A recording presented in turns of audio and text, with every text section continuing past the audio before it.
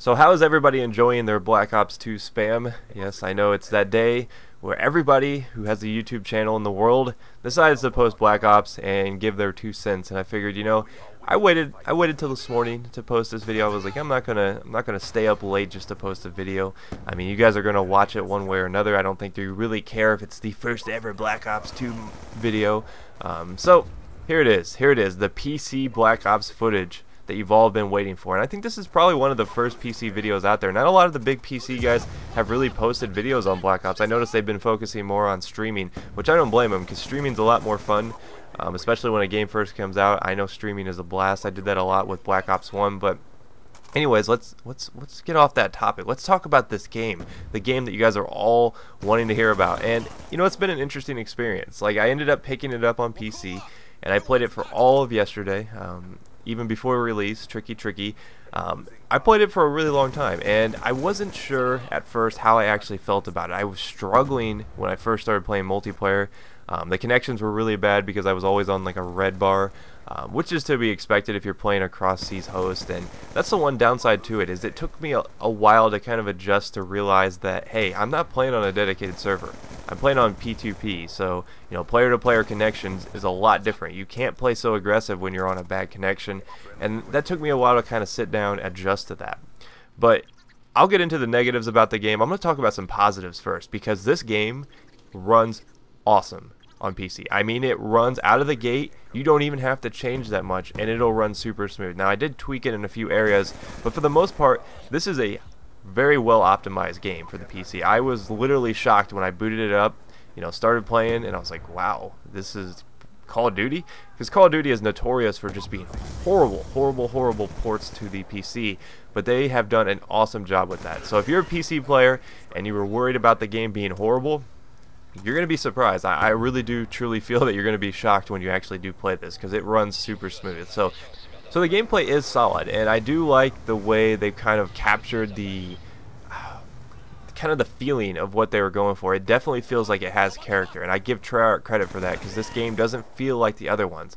I think if you took this and put it next to Modern Warfare 3 and Black Ops 1, you would see a completely, three completely different games, which is kind of good. I mean, that's a good thing. You don't want the games to be so similar. Whereas if you took, Modern Warfare 1, 2, and 3 and put them all together, they're kind of pretty much the same feeling in my eyes, especially 2 and 3. I mean, those almost felt like they were like, twin brothers that got separated at birth, and one of them ended up being absolutely horrible. The other one ended up being a noob tube mass murderer.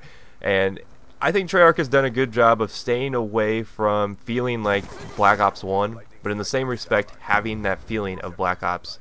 That Black Ops feeling, because it does feel like an up-tempo version of Black Ops, and I do respect them for that. So one of the cool things, though, is now in Domination there's actually halftime. So after you play the first round, you go to a certain point, you play your time limit, you then switch sides after a while, and then you play from the other side. So it actually gives you two opportunities to kind of play it from each little attacking side, and that's interesting to me because it kind of adds a new dynamic to the game. Because I've gone into one side where we were just absolutely dominating a team, and we were up by I think 75 points going into halftime, and we actually ended up losing. And I'm like, well, it's disappointing to lose, no doubt about that, but it was strange to me just how different a game can feel when you flip sides. So it does give a team a chance to kind of get that last ditch effort, and it keeps the spawn trap mechanic kind of toned back a little bit, and that's kind of cool.